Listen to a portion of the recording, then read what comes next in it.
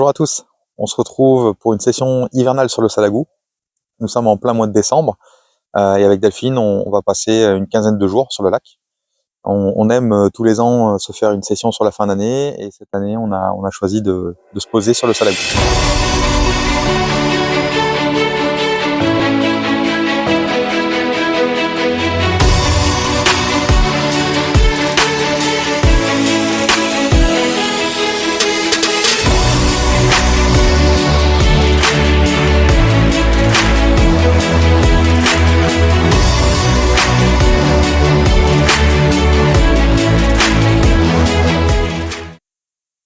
Donc nous sommes arrivés hier après-midi, pas mal de vent, mais juste ce qu'il faut pour pouvoir naviguer correctement. On s'est installé sur un poste entre le barrage et la mise à l'eau d'Évaillé, une zone qui nous semble propice, puisqu'on, comme je vous l'ai dit, on est là 15 jours, on n'a pas l'intention de bouger tous les 24 ou tous les 48 heures. Il y a beaucoup d'intendances, on a pas mal de matériel, donc forcément inenvisageable de bouger tous les 48 heures. Donc l'idée, c'est de trouver un poste de passage, une zone intéressante à pêcher, où on peut se projeter sur plusieurs jours, minimum 6 à 10 jours, et puis avoir une zone qui nous permette d'avoir une vue d'ensemble du lac. En ce qui concerne la dépose des cannes, 4 spots, pas très différents les uns des autres pour le coup. J'ai pas trouvé énormément de zones qui m'attiraient, de ce que je suppose être des zones d'alimentation. Les bordures encore et toujours, avec les herbiers naturellement. Pas mal de petites baies qui sont de chaque côté de la pointe. Donc naturellement, une canne côté gauche, une canne côté droit, sur des fonds plutôt mous, dans des herbiers, j'allais dire dans des trouées, mais non, pas dans des trouées. C'est un peu ce que tout le monde fait, donc j'évite de faire un peu ça. C'est des zones néanmoins propres pour poser le montage, mais qui, je suppose, être plus des zones de passage. Ensuite, une canne qui va être sur, enfin 2 cannes même, qui seront limite d'herbier, pour le coup, un peu plus profond, dans les 4-5 mètres, des cannes qui peuvent dérouler en pleine journée, et qui permettent d'intercepter des poissons qui vont naviguer un peu plus profond, un peu plus loin du bord peut-être. Donc voilà, donc 2 cannes dans 2 mètres, 2 mètres 50, et puis 2 cannes dans 4 et 5 mètres. Au niveau appât, j'ai 2 cannes avec du pelé. Pourquoi le pelé? Je pense que c'est très peu utilisé, même si on en voit souvent dans les mélanges, etc. Mais de façon seule, on va dire, c'est assez peu utilisé par la présence des silures, donc ça se comprend complètement. Sauf que là, on est en plein mois de décembre, l'eau est à peine à 10 degrés, voire moins. Je pense que les silures ne devraient pas trop être embêtées. Et au niveau des carpes, comme elles en rencontrent pas si souvent que ça sur ce genre de lac, je pense que ça peut faire la différence. Ensuite, j'ai 2 cannes à la bille, naturellement. Des appâts qui vont être très carnés, que j'ai fait délaver. J'ai délavé hier soir, je les ai mises dans l'eau du lac pour avoir des appâts qui soient pas gorgés d'attractants, gorgés on va dire d'encore des liquides attractants, d'avoir des appâts comme si ça pêchait déjà depuis un certain temps. Donc idem pour les appâts de d'échage, pardon. J'ai mis les montages dans l'eau également pour délaver, et je vais, on va dire, essayer de jouer un peu sur le fait que voilà, les appâts sont dans l'eau depuis un certain temps pour essayer de déjouer un peu la méfiance de certains poissons.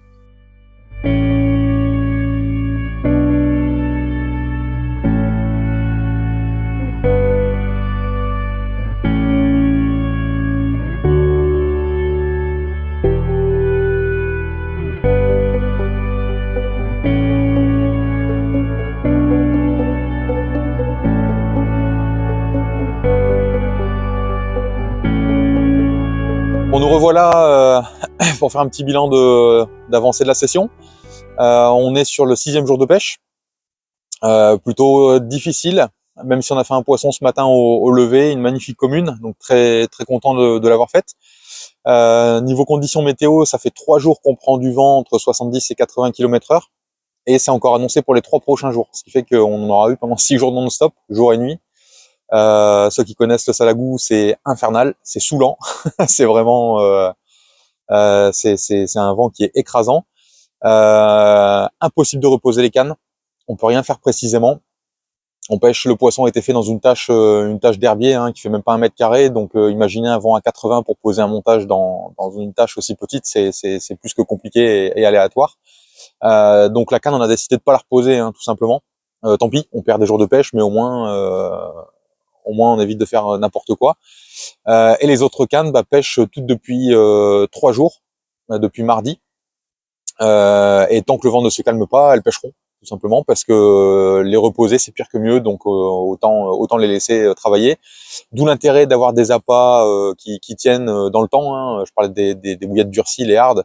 Là, elles font pleinement leur job, hein. C'est vraiment l'intérêt de ces appâts, c'est que ça va durer des jours et des jours, et au moins, je relève pas mes cannes, je sais que tout est pêchant.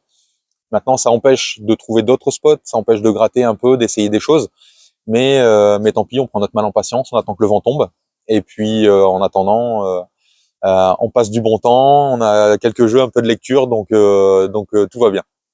Concernant le poisson, donc je vais en parler, puisque là, avec le vent qu'on a, c'est impossible d'en parler, à l'extérieur. Donc poisson qu'on a capturé ce matin au lever, hein, un petit peu avant le lever du jour. Très jolie commune, piquée dans 3 mètres, sur une tache dans les herbiers. Une berge qui était plein vent, donc des creux de je sais pas, peut-être de 50-60 cm. Je dis ça, mais c'est à peu près dans ces eaux-là. Un vent infernal, impossible d'aller la chercher en bateau. Donc heureusement, elle a su traverser les herbiers, on a pu l'épuiser du bord, tant bien que mal. C'était un peu chaotique, mais on s'en est sorti. Mais dans ces conditions, de toute façon, on fait juste ce qu'on peut. Donc voilà, magnifique poisson. Je vous laisse découvrir en même temps les images de la remise à l'eau. En tout cas, elle nous a bien fait plaisir.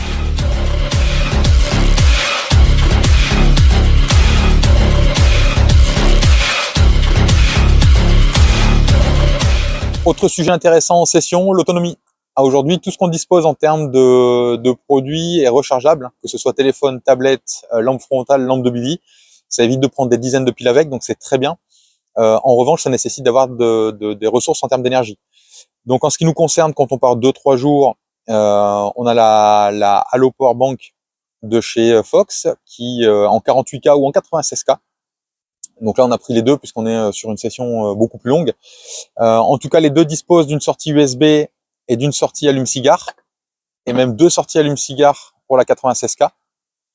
Et c'est également des powerbanks qui permettent de produire de la lumière. Donc si on a besoin d'éclairage la nuit pour faire des photos ou éclairer le bivy, il n'y a absolument aucun problème.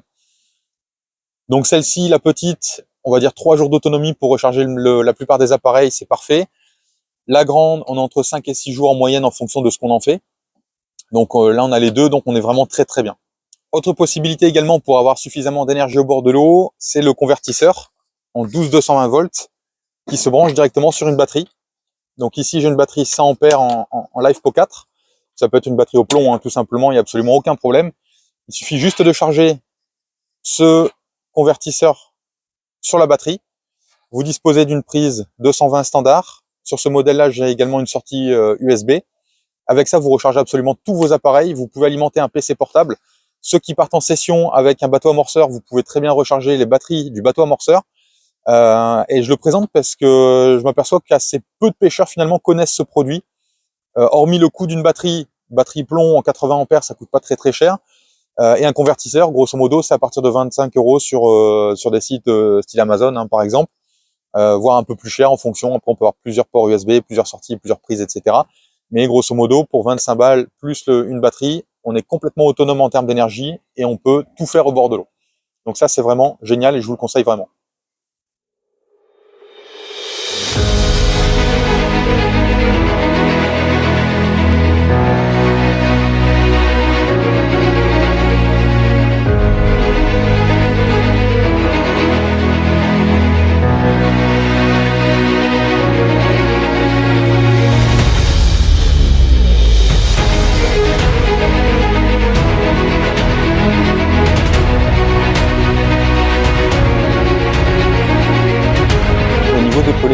J'utilise un pelet très classique, hein, très standard, à une différence près, c'est que très souvent, les pêcheurs cherchent à avoir un pelet très noir, très gras, très huileux. Là, on est en hiver, donc je veux quelque chose de complètement différent.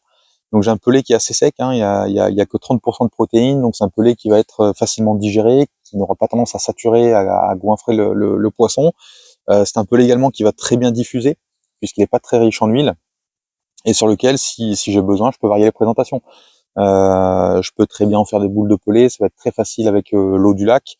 Je peux les faire ramollir, je peux les imbiber de liquide attractant, je peux y faire vraiment ce que je veux avec ce type de pelé, surtout en hiver. Donc ça, c'est quelque chose que je recommande. Le pelé l'hiver, c'est très très bon aussi. Il n'y a pas que l'été. Seulement, adaptez votre type de pelé. Prenez quelque chose de moins gras, de moins protéiné, qui n'aura pas tendance à saturer les poissons. En échage, j'aime beaucoup utiliser les hard wafter. Hard wafter, c'est un produit qui gagne à être connu. C'est les bouillettes qui sont durcies et équilibrées. Donc double avantage, durcies. Donc face aux nuisibles, on a un appât qui va tenir très très bien et bien plus longtemps.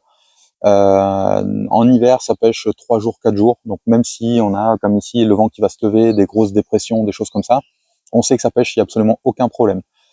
Et équilibré, c'est un appât qui va descendre très doucement sur le fond, qui va se démarquer des autres appâts d'amorçage par sa légèreté et qui va apporter un plus mécanique au niveau du montage. Si je veux, ce que je fais ici, encore plus l'alléger, je vais légèrement le vriller et mettre un petit cylindre en liège à l'intérieur pour vraiment avoir un appât qui soit coulant. En termes d'appât, au niveau des bouillettes, j'utilise des produits de la gamme Energy Bait. Ça, c'est les Bernies, hein, c'est un appât très carné, qui est hyper digeste. Les carpes y répondent très très bien, été comme hiver. C'est un produit que j'utilise assez souvent. J'aime beaucoup les utiliser dans les eaux très pêchées. C'est un appât qui va aussi très bien répondre et très bien se marier avec des amorçages au pelé, hein, sur les basses carnées. Donc la Bernies, hein, Energy Bait, vraiment très très bon produit toute saison.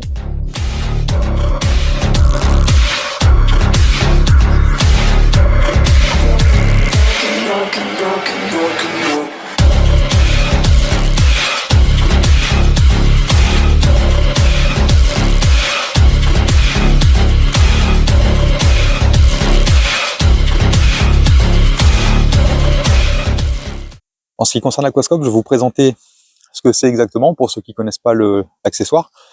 Donc en fait, c'est un cône, hein, avec une vitre sur une extrémité et de l'autre côté, l'emplacement pour mettre le visage. Donc le but de l'Aquascope, c'est de pouvoir le poser à la surface de l'eau et de cette façon, on va complètement annuler les reflets de la surface, les vaguelettes, etc. Et ça permettra de voir beaucoup plus nettement par transparence. Donc sur un lac comme celui-ci, on peut voir jusqu'à 3 mètres, 3 mètres 50 en ce moment. Et ça permet de pêcher vraiment très précisément, de repérer les trous et dans les herbiers notamment, de pouvoir identifier des fouilles, des fonds rocheux, des choses comme ça. Donc ça permet de pêcher vraiment très précisément et ça complète, quand l'eau est transparente, vraiment bien l'éco-sondeur. Ça y est, nous y sommes, fin de l'aventure. 2 semaines de pêche sur le lac. Bon, très compliqué en termes de résultats, hein, puisqu'on n'a pas fait de poissons supplémentaires, donc difficile. Si on résume un petit peu, donc première semaine, beaucoup de vent. Ça a déclenché l'activité d'un poisson au moins. C'est pas ça, c'est toujours ça de prix. Deuxième semaine beaucoup plus clémente, on a pu pêcher propre, gratter beaucoup de spots différents, on a essayé beaucoup de choses, la bordure jusqu'à des profondeurs, des distances différentes, des présentations différentes. Enfin, on a essayé vraiment beaucoup de choses. Rien n'y a fait. Les équipes autour de nous, c'est un peu pareil, hein. On n'a pas eu d'écho de poissons capturés, donc très difficile globalement. Et puis le 26 décembre, le lendemain de Noël, énormément d'équipes qui sont arrivées sur le lac. On en a compté jusqu'à une trentaine. Donc grosse pression de pêche, de la navigation de partout, des repères de partout. Donc ça a forcément pas aidé les choses. Peu importe, c'est comme ça, c'est le jeu quand on pêche ce genre de destination. On peut tomber sur le meilleur, une touche peut faire toute la différence. On a fait une touche, mais elle n'a pas fait la différence, c'est comme ça. Mais en tout cas, on aura passé un super moment. On part avec un magnifique soleil. On n'a pas eu une goutte d'eau du séjour, donc voilà, c'était un super moment de vacances pour nous. On se retrouve pour de prochaines aventures et puis à très bientôt.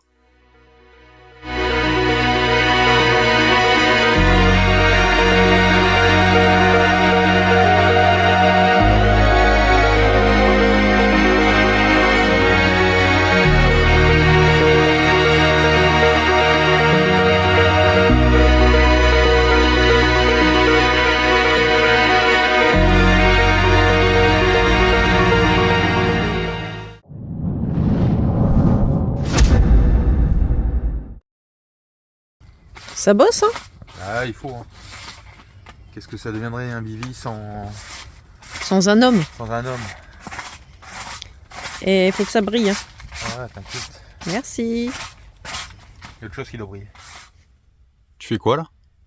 Je sèche mes cheveux. Moi j'ai pas ce problème là.